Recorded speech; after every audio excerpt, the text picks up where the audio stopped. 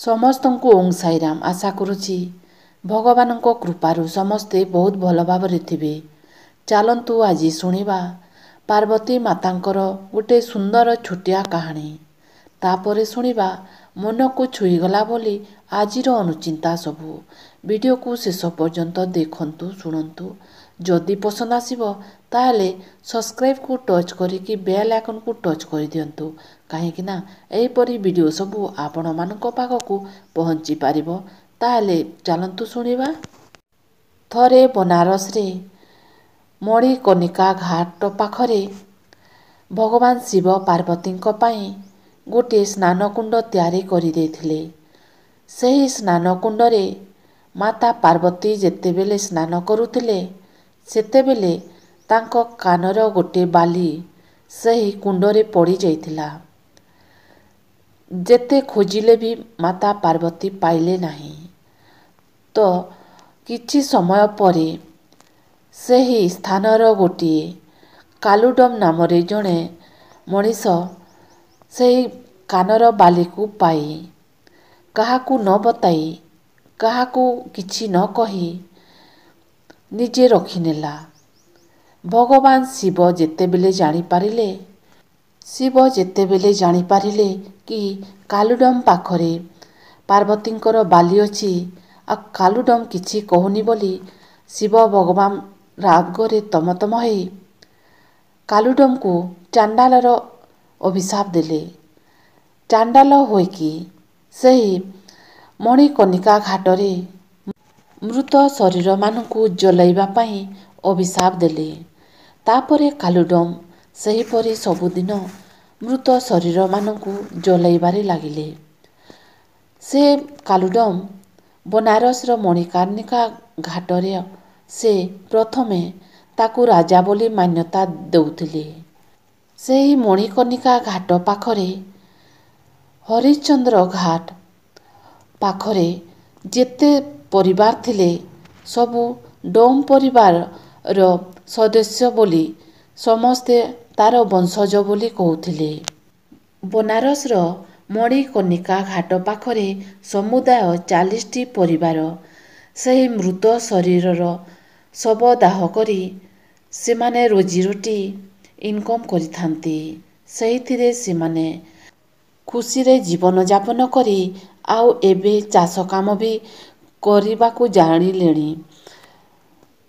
ବନାରସର ମଣିକର୍ଣ୍ଣିକା ଘାଟ ସବୁଠାରୁ ବଡ଼ ଶ୍ମଶାନ ଘାଟ।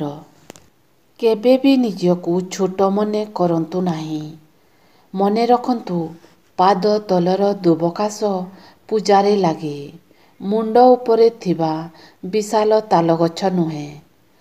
ଭରସା ସମସ୍ତଙ୍କ ଉପରେ କର, କିନ୍ତୁ ସାବଧାନର ସହ, କାରଣ ବେଳେ ବେଳେ ଦାନ୍ତ ବି ନିଜକୁ ଆଘାତ ଦେଇଥାଏ। ଦିନେ ହାତ ପାଦକୁ କହିଲା, ଆରେ ଭାଇ, ତୁ ବଡ଼ ଭାଗ୍ୟବାନ, ତୋତେ ସମସ୍ତେ ପ୍ରଣାମ କରୁଛନ୍ତି, କିନ୍ତୁ ମୋତେ କାହିଁକି ନୁହେଁ?